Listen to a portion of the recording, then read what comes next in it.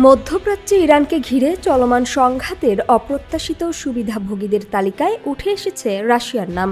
যুদ্ধের কারণে মধ্যপ্রাচ্য থেকে তেল সরবরাহ নিয়ে অনিশ্চয়তা তৈরি হওয়ায় বিশ্ববাজারে জ্বালানির ঘাটতির আশঙ্কা বাড়ছে। এতে আন্তর্জাতিক বাজারে তেলের দাম ঊর্ধ্বমুখী হচ্ছে এবং ক্রেতারা বিকল্প উৎসের দিকে ঝুঁকছে। এই পরিস্থিতিতে পশ্চিমা নিষেধাজ্ঞার কারণে দীর্ঘদিন কম দামে বিক্রি হওয়া রুশ তেল আবারও গুরুত্ব ও চাহিদা ফিরে পেয়েছে। 2022 সালে ইউক্রেনে সামরিক অভিযান শুরুর পর যুক্তরাষ্ট্র ও তার মিত্ররা রাশিয়ার উপর কঠোর অর্থনৈতিক নিষেধাজ্ঞা আরোপ করে। তেলের দামের সর্বোচ্চ সীমা নির্ধারণ, জাহাজ পরিবহন, বীমা ও আর্থিক সেবায় নানা বিধিনিষেধ আরোপের ফলে আন্তর্জাতিক বাজারে ক্রেতা টানতে রাশিয়াকে বড় ছাড় দিয়ে তেল বিক্রি করতে হয়েছিল।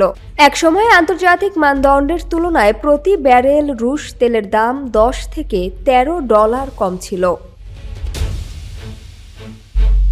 কিন্তু ইরানকে ঘিরে নতুন যুদ্ধ পরিস্থিতি দ্রুত সেই সমীকরণ বদলে দিয়েছে। পারস্য উপসাগরে উত্তেজনা বৃদ্ধি এবং বিশ্বের গুরুত্বপূর্ণ জ্বালানি পথ হরমুজ প্রণালী বন্ধ হয়ে যাওয়ার আশঙ্কায় তেল বাজারে চাপ তৈরি হয়েছে।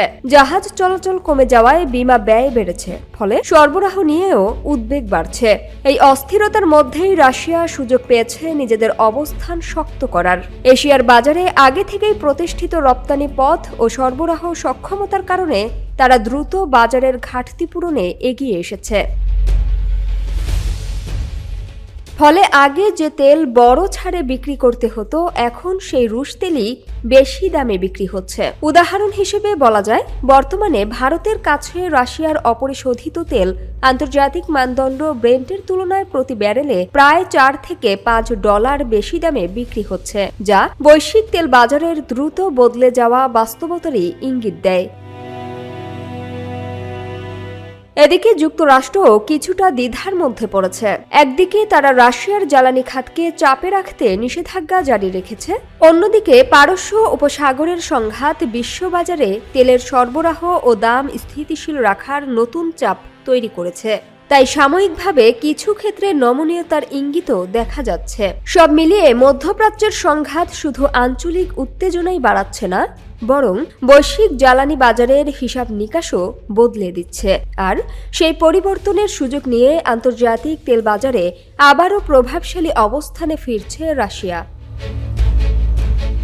সামিয়া সুলতানা, ঢাকা ওয়াচ।